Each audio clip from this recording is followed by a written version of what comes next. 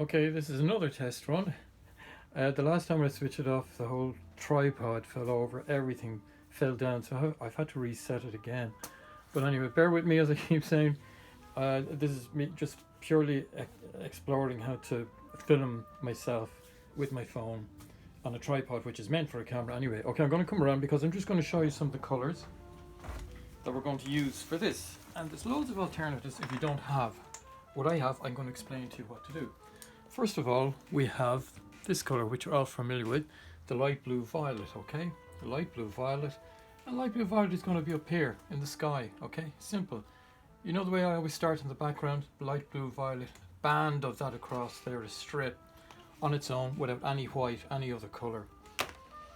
After that then, we go for a light permanent green. Don't worry, I'll take a photograph of all these and put them up. Light permanent green, because we're forgetting about the tree until we do the background.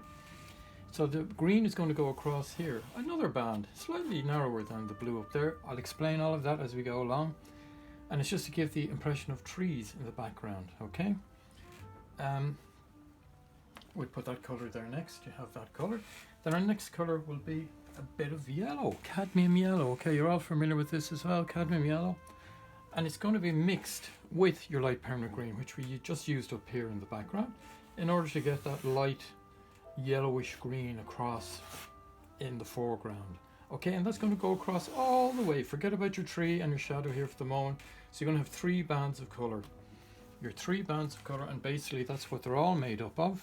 Okay, they're all made up of those 3 colours to start off with. It's almost like your base colour. Normally we would use, cobalt blue, but this is like your base colour.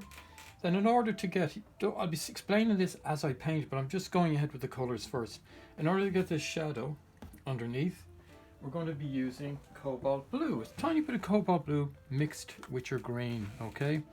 Just a few dapples of it to get a shadow underneath the trees in the distance. Okay, but that's those colours for the moment. Just to show you again, it'll be a little bit of cobalt blue with the light permanent green, okay? Now, next time what we do is, we get onto the tree. We want to do the trunk, because without a trunk, a tree wouldn't survive, okay? Because that's where it gets all its nutrients from, up from the roots right through the trunk into the branches, and that's how we get those beautiful blossoms. Okay, so we're all familiar with this, the dioxazine purple. So this is basically going to map out the tree trunk, and then after that it's going to do the shadow as well, okay?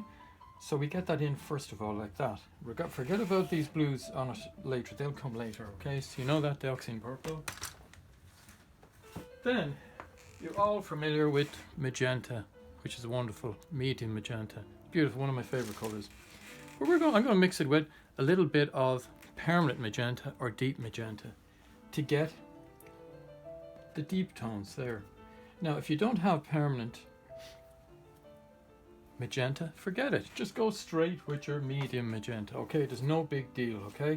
And this is how we map out all of the tree and those beautiful blossoms out there, those feathery blossoms at the edge. We're going to map those out again with this beautiful color. So forget about the deep color completely, and as I said, I'll be explaining all of that to you when we get to it, okay? So that's your deep magenta. Then individually you move on to, here we are here, which they call light magenta and portrait pink, which brings up the lighter tones in the blossoms, okay? And then if you want to revert to the deeper tone, what we have to do is we just mix a tiny bit of this fantastic color again, dioxazine purple with the magenta. If you don't have the magenta, no big deal, don't worry. What we're going to use instead is red, medium, okay? Cadmium medium red.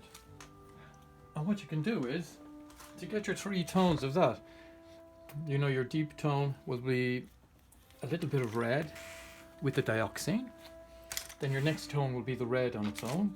Then you start adding basically, sorry, I have to keep leaning over here to get it because I had them all lined up, white to it to get the 3 tones. But don't worry, I'm just showing you the tubes now. I'm going to explain every single step of that as we go along.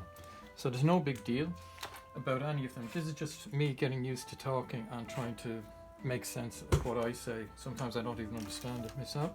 And basically we're going to use my favorite brushes of all, you know, square flat, or flat squares as they call them. It's a number 8 and a number 4. It doesn't matter, whatever brushes you have, use them. And then a small round number 3 for details. But you know yourself, paint what you feel, not what you see. So I mean, you can use any brushes you want. I just prefer to use those myself, okay? And that's basically it with the colours.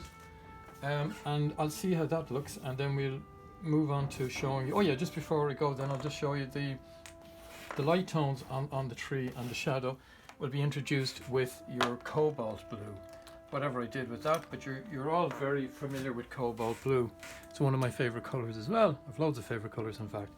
So if that's okay, we'll move on, and hopefully I'll be able to put all this together in an edited form, and we'll have some sort of a tutorial out of it. Okay, talk soon.